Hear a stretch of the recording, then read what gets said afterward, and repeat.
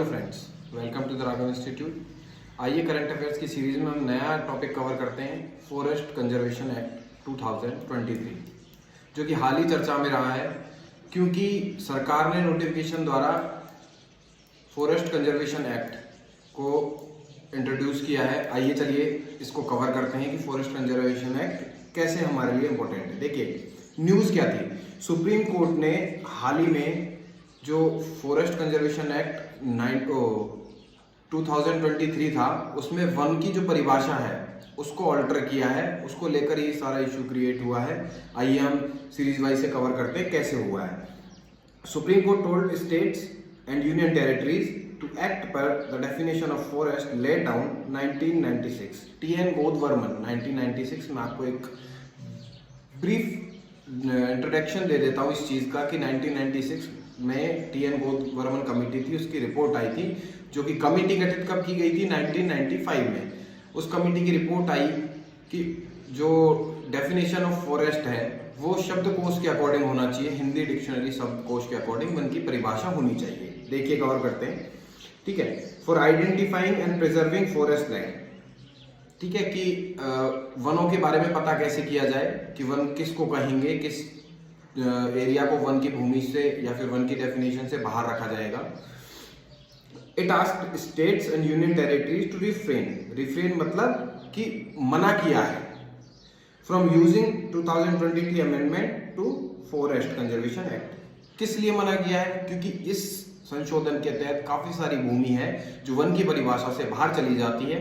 इस रेफरेंस में supreme court ने ये कहा है कि 1996 में जो गोदवर्मन कमेटी है उसने जो कहा था हम उसी वन की परिभाषा को फॉलो करेंगे। देखिए वन एक बहुत एग्जॉस्ट एरिया होता है, उसे रिस्ट्रेन करना, उसकी परिभाषा को ऑल्टर करना इकोलॉजिकल इम्पैक्ट क्रिएट करेगा।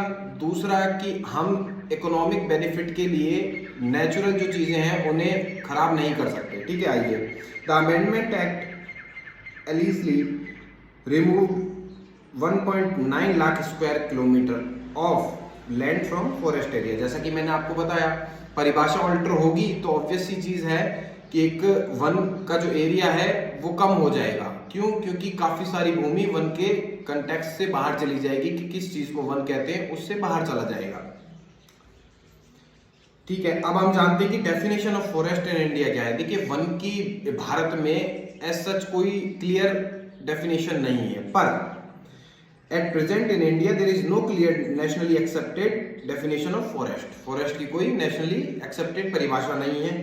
इन September 2019 forest advisory committee FAC, forest advisory committee जो कि वन के रिगार्डिंग कोई इंफॉर्मेशन या फिर डेटा कलेक्ट करके सुधार प्रावधान लागू करती है, वो that there can not be uniform criteria to define forest which can be applicable to all forest type in state and union territories. कि ऐसी कोई डेफिनेशन नहीं है क्योंकि ईच स्टेट में डेफिनेशन अलग अलग हो सकती है। कहीं वन का क्राइटेरिया बहुत एग्जॉस्ट हो सकता है, जैसे कि हम जहां रेनफॉल को कवर करते हैं तो हमारे पश्चिम बंगाल साइड और जो एरियाज जहां पे ज़्यादा वर्षा होती है वहां वन बहुत डेंस होते हैं, तो डेंस फॉरेस्ट भी एक फॉरेस्ट का क्राइटेरिया हो गया। कहीं ऐसी भूमि जहां वन बहुत डेंस नहीं होंगे लेकिन वो वन का क्राइटेरिया फॉलो करता है तो वो भी वन हो गया है। रेस्पॉन्सिबिलिटी ऑफ स्टेट्स, स्टेट की रेस्पॉन्सिबिलिटी क्या है? वो ये है states are responsible for determining their areas according to forest. वो अपनी पर्सनल जो बैकग्राउंड है उसको फॉलो करते हुए कि किस चीज़ को वन कहेंगे, किस एरिया को वन में कंक्लूड किया जाएगा, किसको एक्सक्लूड किया जाएगा, ये सब स्टेट्स के ऊपर डिपेंड कर दिया गया है, ठीक है।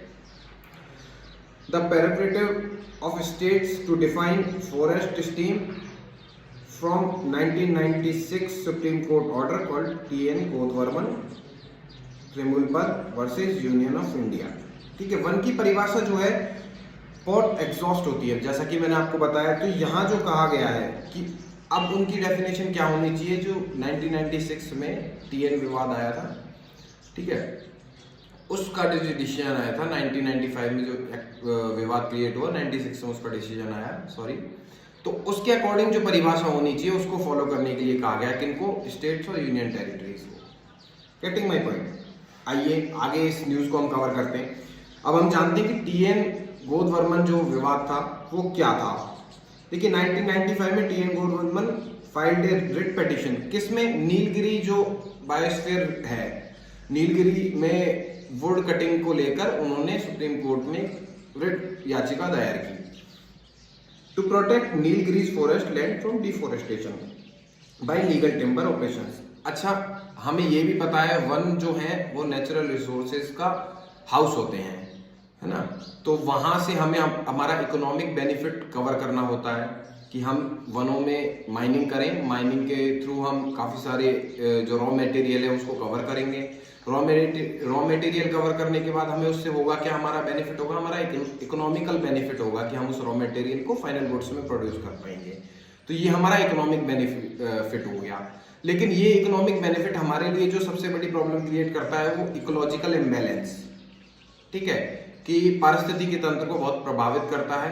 जैसा कि इस स्कीम में कहा गया कि कोई भी प्राइवेट ओनर जो है वो माइनिंग करना चाहता है तो वो किसी दूसरे स्टेट्स में भी आर्टिफिशियल वन क्रिएट कर सकता है और उस नेचुरल फॉरेस्ट को कवर करेगा इकोनॉमिक बेनिफिट के लिए। इसी चीज को लेकर भी एक याचिका यही हमारे सुप्रीम कोर्ट में गई है, क्योंकि ये हमारे किसी और स्टेट में अगर हम माइनिंग कर रहे हैं और किसी और स्टेट में हम वन प्रोड्यूस बढ़ाते हैं या फिर वनों का क्षेत्र बढ़ाते हैं तो वो एक इकोलॉजिकल इम्बैलेंस क्रिएट करता है, क्योंकि हमारे यहाँ पे डिफरेंट टाइप ऑफ इंडेक्स भी प्रोवाइड होती है। उसमें स्टेट्स को नुकसान होगा कि वो उन्होंने इकोलॉजी के लिए क्या क्या इनिशिएटिव्स लिए हैं, ठीक है। जैसे कि कोई यूके में बैठा हुआ आदमी, उत्तराखंड में बैठा हुआ आदमी तमिलनाडु में अगर एफोरेस्टेशन करता है, फॉरेस्ट का क्राइटेरिया या फिर उसका डेंसिटी बढ़ाता है, तो वहाँ अगर वो चीज़ माइनिंग के लिए यूज कर रहा है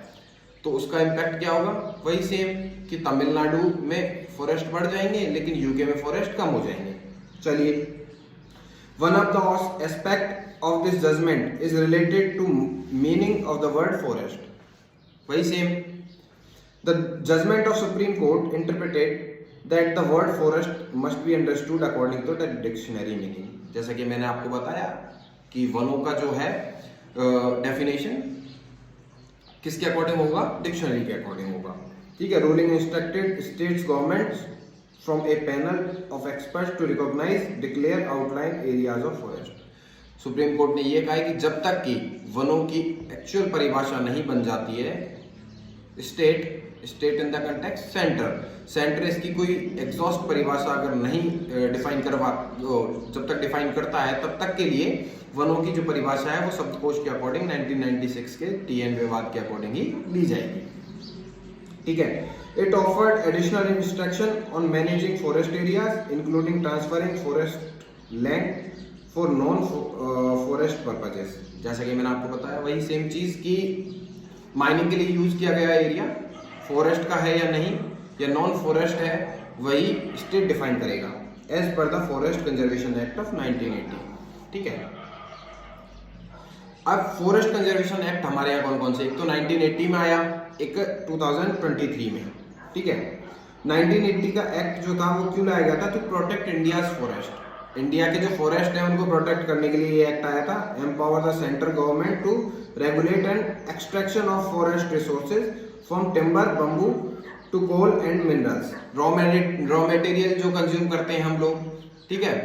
तो इसका मतलब क्या हुआ, इसका मतलब ये हुआ कि जो रॉ मटेरियल है उसको कवर करने के लिए, इकोनॉमिक बेनिफिट के लिए हम उस फॉरेस्ट से क्या कंज्यूम कर रहे हैं वो एक इकोनॉमिक बेनिफिट हो सकता है, लेकिन इकोलॉजिकल इम्बैलेंस जरूर क्रिएट करेगा। तो फॉरेस्ट को कंजर्व करना बहुत जरूरी होता है, ठीक है। ये आएगा फॉरेस्ट कंजर्वेशन एक्ट 1980 में, ठीक है। ड्वेलिंग कम्युनिटीज, ठीक है। फॉरेस्ट कंजर्वेशन अमेंडमेंट एक्ट संशोधन अधिनियम 2023 inserted a preamble regarding India's commitment to preserving forest. देखिए, जैसा कि मैंने आपको बताया कि इकोनॉमिक बेनिफिट के लिए अगर कोई आदमी उत्तराखंड में बैठा हुआ माइनिंग कर रहा है, ठीक है, तो वो आदमी सेम ही चीज कहां फॉलो कर रहा है कि तमिलनाडु में वो एक फॉरेस्ट कवर एरिया बढ़ा रहा है, ठीक है। Biodiversity tackling challenges from climate change, getting my point, कि क्लाइमेट चेंज के लिए उस चीज को टैकल करना। Amending the name of act to वन संस्करण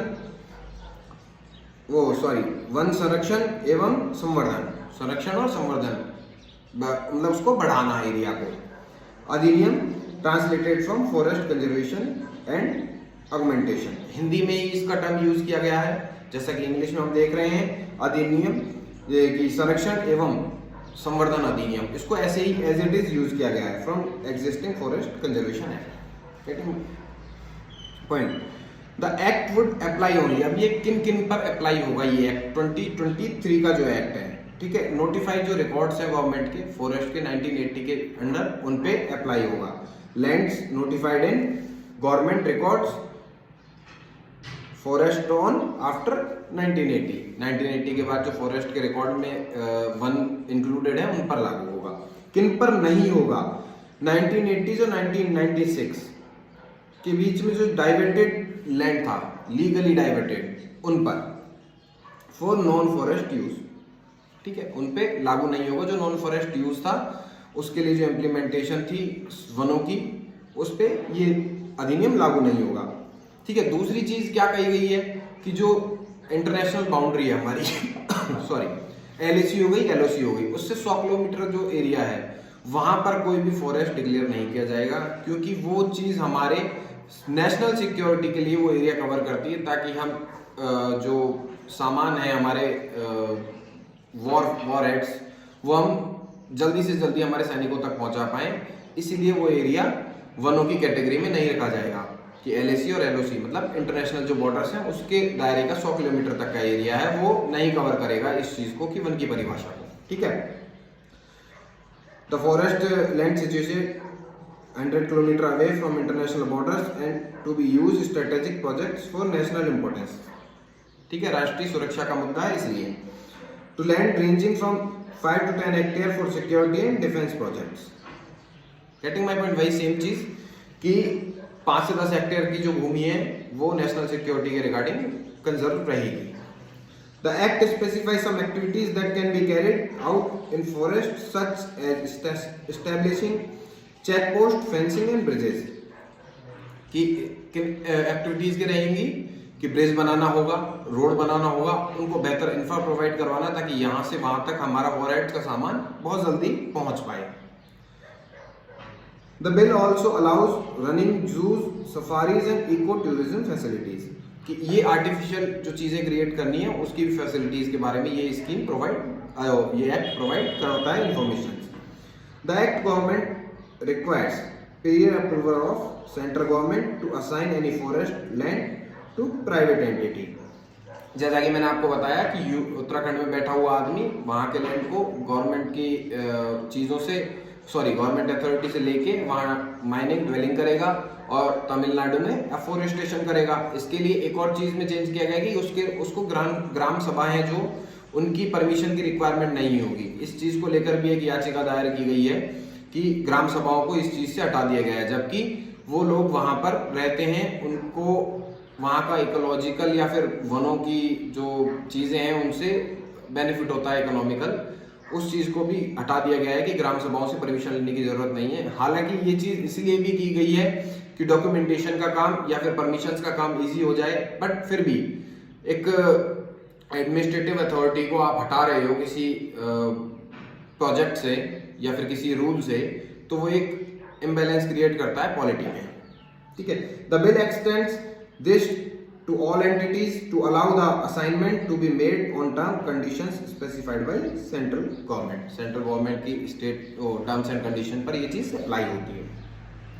अब इसका बैकग्राउंड क्या है, ये पिटीशन जो दायर की गई, देखिए, petition filed against supreme court against petition were filed challenging the amendments introduced in 2023 to forest conservation act 1980 के जो एक्ट था उसमें 2023 के अधिनियम में जो चेंज किया गया है उसके रिगार्डिंग ये इंफॉर्मेशन पिटीशन फाइल की गई है कि हमने संशोधन किया है, संशोधन अधिनियम आया, फॉरेस्ट संशोधन अधिनियम 2023, तो संशोधन को लेकर, ठीक है। Petition had argued that section 1A introduced through amendment had subsequently diluted the definition of forest, कि फॉरेस्ट की डेफिनेशन को डाइल्यूट करता है। हमने जो चीज कवर की है कि हमने कहा कि वन की डेफिनेशन को कम कर दिया गया है, ठीक है। ऑल्टर किया है तो किस किस वे में किया है, डिक्लेयर्ड फॉरेस्ट कि वन कैसे घोषित होंगे उसकी डेफिनेशन में। दूसरी चीज, land records of forest in government records after 1980। देखिए गवर्नमेंट के रिकॉर्ड्स में जो भूमि है उसमें चेंजेस करके कि किन किन भूमि को वन कहा जाएगा, वो चीज भी हमने इसी अधिनियम में चेंज देखी है। तो इसको लेकर भी एक याचिका दायर की गई है। Okay, response of centre, centre का क्या रेस्पॉन्स? ऑब्वियस सी बात है, अगर कोई सरकार किसी चीज को ऑल्टर कर रही है तो वो अपना बचाव पक्ष भी रखती है। कैसे रखती है? The government rejected claims of reducing forest coverage. जैसे कि हमने देखा 1.97 स्क्वायर किलोमीटर की जो भूमि है उसे वन के क्षेत्र से बाहर किया गया है। तो गवर्नमेंट ने जो कहा है वो क्लेम किया है कि हमने ऐसा नहीं किया है। It highlighted an amendment to section 1A broadening the definition of government records. Government records जो हैं उनकी definition को broad करते हुए गवर्नमेंट ने ये अपना पक्ष रखा है। Include land recognized as forest by state, union territories, authorities, local bodies, council और recognized communities. इन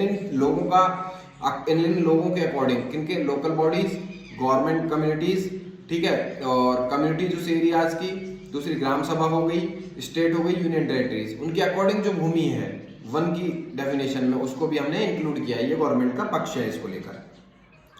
अब हम देखते हैं कि फॉरेस्ट कंजर्वेशन जो एक्ट है उसमें सुप्रीम कोर्ट का जजमेंट क्या रहा है।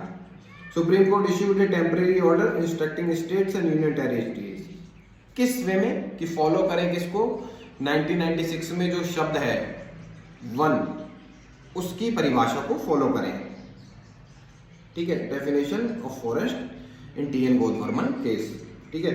और इसके और हाइलाइट्स क्या क्या हैं देखिए। Forest will continue to have a broad and all encompassing meaning, कि बहुत ही विस्तारित शब्द है वन, तो उसी लैंग्वेज को फॉलो किया जाएगा। Supreme Court directed that expression of forest will continue to have a broad and all encompassing as per the 1916 judgment. 1916 का जो जजमेंट था उसको ही फॉलो किया जाएगा वनों की परिभाषा को सुनने में या फिर कहने में। This means it includes 1.97 lakh square kilometre area of undeclared forest, ठीक है। जो अनडिक्लेयर्ड फॉरेस्ट था, जैसा कि हमने देखा कि इस संशोधन के अकॉर्डिंग सुप्रीम कोर्ट ने ये सुना कि 1.97 लाख किलोमीटर जो लाख स्क्वायर किलोमीटर जो एरिया है उसे एक्सक्लूड किया गया था, वो इंक्लूड रहेगा वन की परिभाषा में। कब तक रहेगा? जब तक कि सरकार अपनी तरफ से वन की कोई एग्जॉस्ट डेफिनेशन नहीं दे देती है, ठीक है। The bench emphasized that the broad dictionary meaning of forest upheld by the Supreme Court over 25 years ago was still applied. वही 1996 में जो डेफिनेशन दी गई थी शब्दकोश के अकॉर्डिंग वही फॉलो की जाएगी। आइए और क्या क्या है सुप्रीम कोर्ट में। This will continue until the state and union territories compile a comprehensive record of all land marked as forest. जैसा कि मैंने आपको बताया कि स्टेट और यूनियन टेरिटरीज मतलब टोटल मिलाकर सेंट्रल गवर्नमेंट जब तक एक डिटेल परिभाषा वन की नहीं ली आती है तब तक के लिए वही 1996 का जो वन की परिभाषा है वही मानी जाएगी, ठीक है। Including forest like areas, unclassified and community forest land.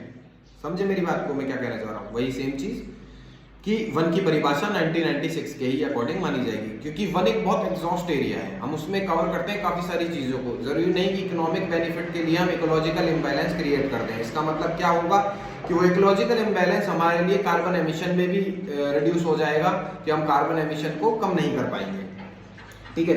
Direction to states क्या रहा है? वही सेम चीज रही है कि वो कौन सा शब्द फॉलो करेंगे, 1996 वाला। Supreme Court has also directed state to file by end of March reports forest land defined as per its ruling TN Godavarman case. TN Godavarman case जो था उसके अकॉर्डिंग ही रूलिंग मानी जाएगी, ठीक है। Establishment of zoo and safari, जू and safari के establishment के लिए भी कहा गया है कि वन को एक्सक्लूड करके जू एंड सफारीज आप कहाँ एस्टेब्लिश कर सकते हो, क्योंकि वन के एरिया में अगर आप डिवेलिंग कर रहे हो तो वो इकोलॉजिकल इम्बैलेंस क्रिएट कर रहा है, जो आपके कार्बन एमिशन के जो एम है उसको कम नहीं कर पाएगा, ठीक है।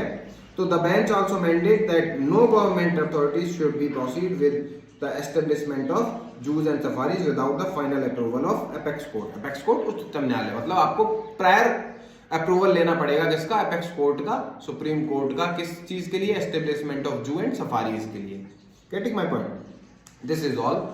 तो अभी हमने इस सब से क्या चीज कवर की है, हमने इस सबसे जो सबसे बड़ी चीज कवर की है, देखिए हमारे लिए इकोलॉजिकल बैलेंस जरूरी है, दूसरी चीज हमारे लिए इकोनॉमिक बेनिफिट भी जरूरी है, क्योंकि हम जानते हैं रिच रॉ मटेरियल का रिसोर्स है हमारे वन, ठीक है। तो वन से हमें रॉ मटेरियल मिलता है, उसकी माइनिंग होगी, ड्वेलिंग होगी, उससे इकोनॉमिक बेनिफिट तो होगा, बट इकोलॉजिकल अनबैलेंस जरूर होगा। वो इकोलॉजिकल इम्बैलेंस होना डिपेंड करता है कि आप उसको किस तरह यूज कर रहे हैं, ठीक है। तो बैलेंस होना बहुत जरूरी है, कोऑर्डिनेशन बहुत जरूरी होता है, क्योंकि हम इकोनॉमिक बेनिफिट तो अचीव कर लेंगे, बट वो जो हमारा कार्बन एमिशन को रिड्यूस करना है, वो हमारे जो वर्ल्ड इकोनॉमीज के सामने हमें एज ए अच्छी रेपुटेशन के साथ खुद को रिप्रेजेंट करना है, वो कैसे कर पाएंगे?